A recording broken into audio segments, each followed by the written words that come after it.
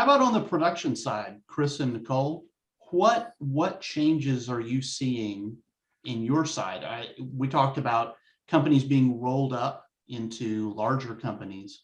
Are we still going to be able to produce, or is there going to still be demand for, well, there's always demand for low cost production. Will budgets increase? No. They're not going to increase. Well, I mean, think when 2008 hit and the market crashed, all the budgets went down. Everybody was crying poor, advertising dollars aren't pouring in anymore, etc. Then after that, with just organic inflation and the market bounced back eventually, the budgets never went up again. So like lasting change from that crash, we saw smaller staffs, less cameras out in the field, etc. So I don't think that they will. I'm sure that they will not go up. You're always going to have the flagpole event show or whatever it is. But I think the lasting change we'll see from this is, I think, technology, obviously both in the field and post-production, more efficiencies. I wonder what office space will look like, just like standard office space rental. What else? I think those are the biggest ones. I think it's, as unfortunate a global pandemic is, obviously, I think it's forced everyone to just both personally and professionally, like, reevaluate their priorities and what's important and how to do things better. Nicole, thoughts? Yeah, I mean, I always laugh because it always feels like budgets are going down. I mean, we've gotten some pretty healthy budgets.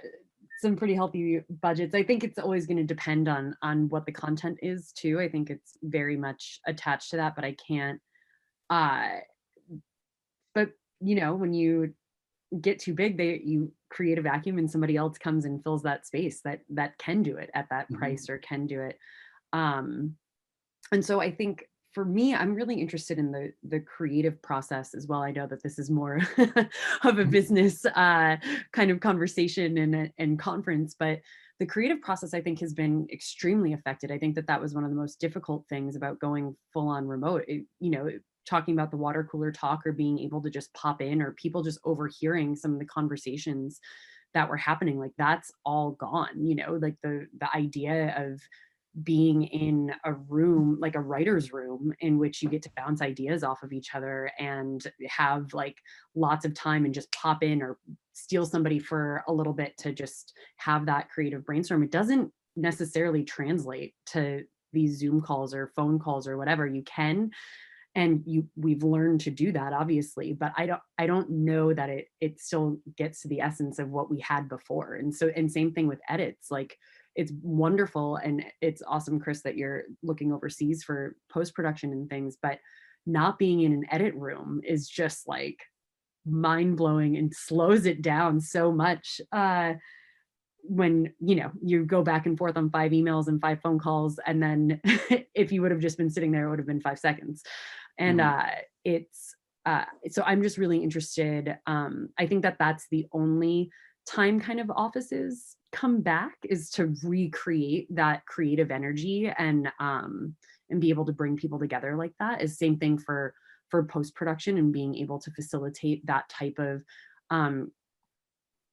those creative elements. But other than that, I feel like a lot of people are now getting pretty happy being able to live wherever they want to live and with the quality of life that they want to have. And so I think people are starting to figure out the sacrifices that they're willing to make within their careers or their process to facilitate those things. Interesting. Well, it sounds there like there's a type of gravity in terms of having the post-production team together and to be able to be all in one room. Is that enough to where that part of the industry comes back? Do you feel like that's going to return, or will it remain remote? Yeah, I think that's really tough to say. I think different creators will take a different stance. I think that I will be hard pressed to do another remote edit after doing this.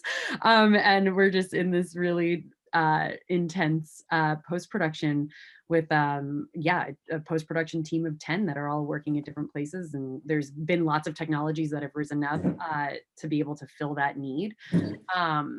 But the times that I have gotten to work with an editor in person, it just goes so fast, and you almost forget when you're doing this remote work how fast it can actually be.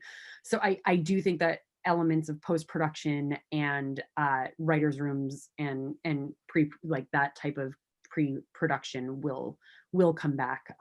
But it's tough to say for everything else.